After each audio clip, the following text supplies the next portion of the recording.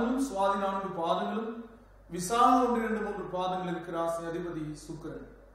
இந்த ராசிக்கு கிரகங்களுடைய போக்கிலே ஏற்றமான சந்தர்ப்பங்களுக்குரிய வாய்ப்புகளை கிரகங்களுடைய போக்கு கொடுக்குதுங்க.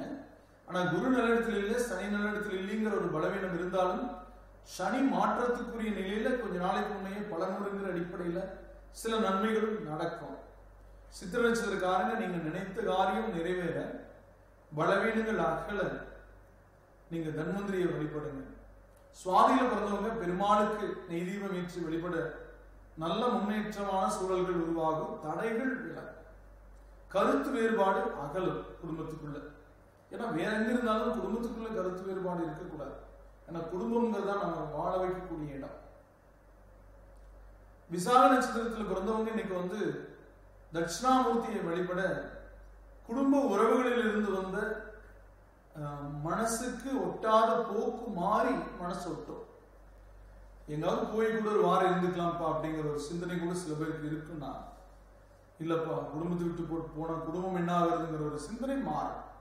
அதுதான் பாசிட்டிவான சிந்தனை. பொதுவா நீங்க தட்சிணாமூர்த்திக்கு கொண்டக்கடலை மாலை கூட போட்டு வழிபடலாம்.